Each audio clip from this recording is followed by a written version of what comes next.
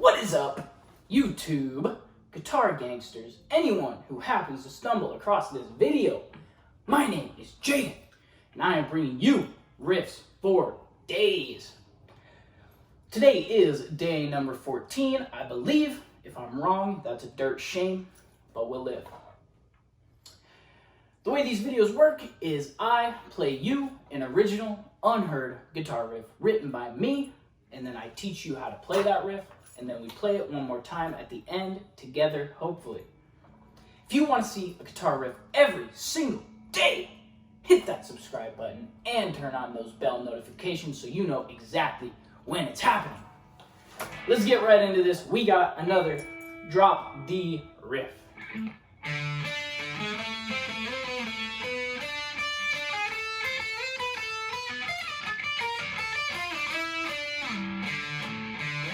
That is really embarrassing, you know that?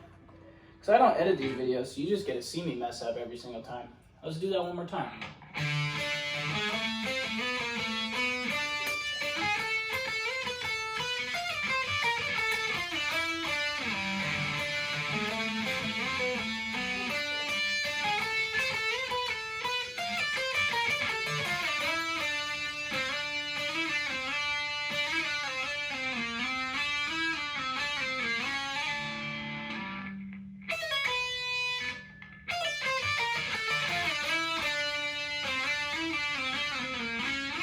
That's not part of the riff.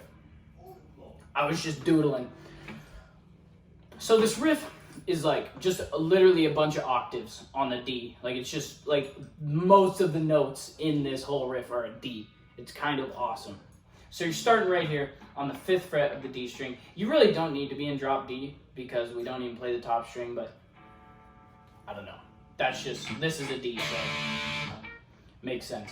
So on this 5th fret, you're going to play an octave chord, which is like a power chord, but your second finger that is on, like the second, this one, that finger is on one string below. So we're on the 5th fret of the D and the 7th fret of the G.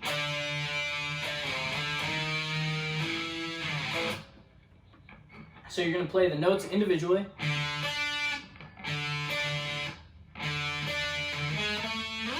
And then you're going to go back to the D. So you play the D, the 5th fret on the D, 7th fret on the G, 5th fret on the D. Then you're going to play 6, 7 on the A. Wait.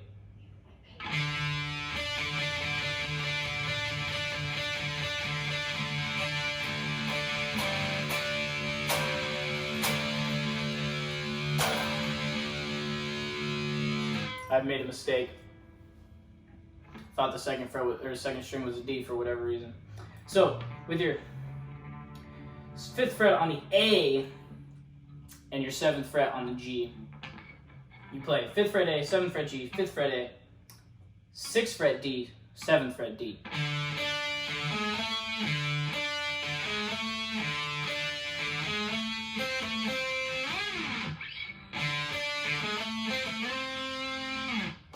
So after you play the 7th fret on the G, you're going to play the 5th, or on the D. Wow, I'm bad with strings today. So after you hit the 7th fret on the D, you hit the 5th fret on the G.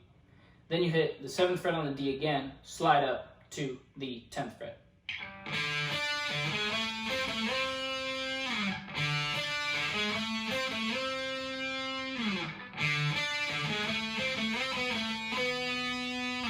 From that 10th fret on the D, you're going to go 10, 9, 7, back to 9.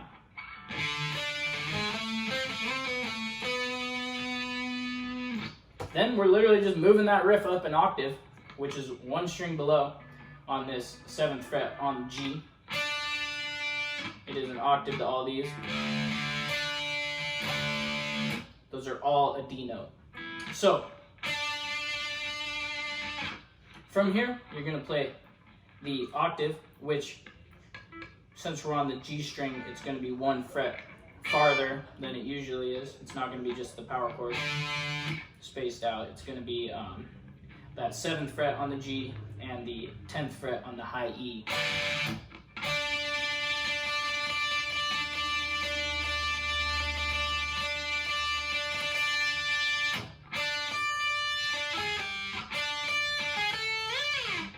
So you just play the same pattern. You play the 7th fret on the G, 10th fret on the E, 7th fret on the G, and then you're going to play 9, 10 on the B.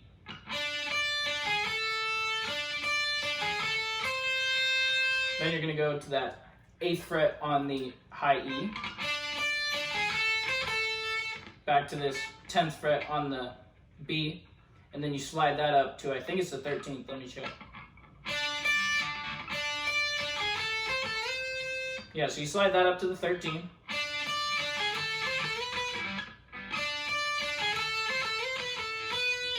Then you just do that same pattern, so 13, 12, 10, 12. 13, 12, 10, 12.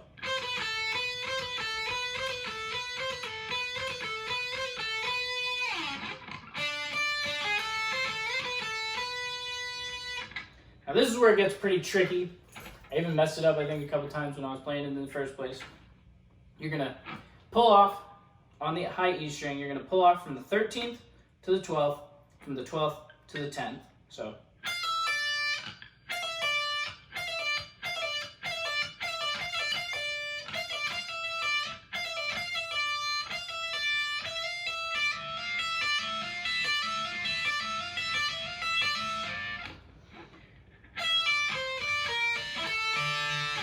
that's going to be the lick right there.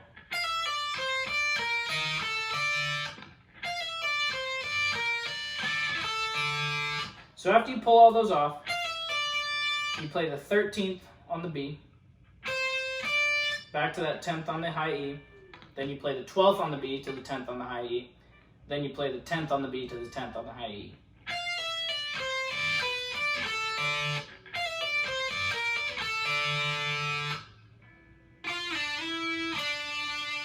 Then you go to the 10th on the G, you slide it back to the 7th, back up to the 9th. And then you end on the 7th.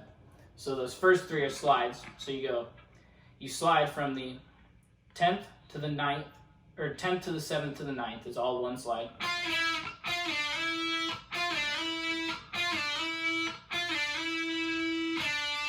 And then you just strum that 7th fret. So all together, you should sound like this.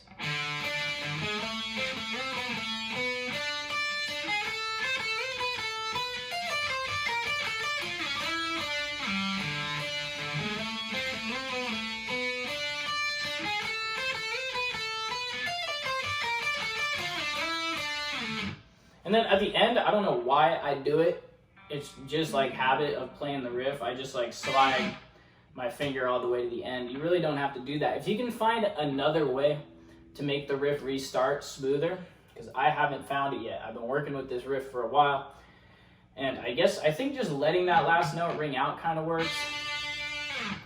Just letting it ring a little bit longer, but I'm not like any type of theory whiz or anything like that. So I just kind of play, and I want to teach you the stuff that I wrote because it's cool. So let's do it one more time. Let's play it together one more time, just once through it.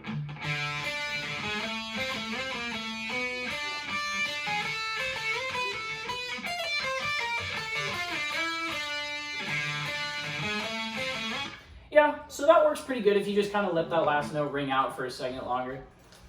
It kind of flows back and lets you restart a little bit smoother. I don't know why I have the habit of sliding to the end every single time. It's just like my thing, I guess. But I hope you enjoyed today's riff. Soon I will have a loop pedal and we will be finishing the 3-piece. I promise you I will not leave you hanging. Just, you got to give me some time to get a loop pedal so I can do it right. Because I want it to be a quality video. I really do. I want to produce quality content for the people of the internet. So, to see a guitar riff every single day, hit the subscribe button. To know exactly when you can see a riff, a brand new, unheard riff, if you want to be the first person ever in the world to hear one of my riffs, turn on that bell notification. Let me know what you thought of today's riff in the comments.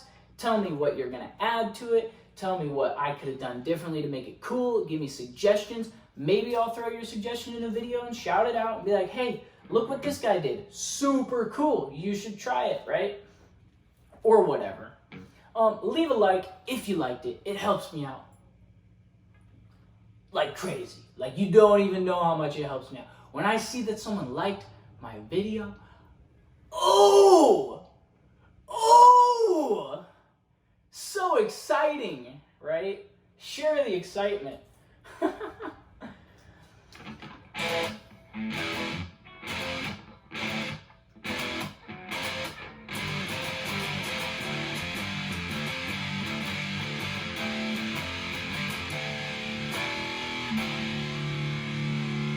As always, thanks for watching. If you are watching,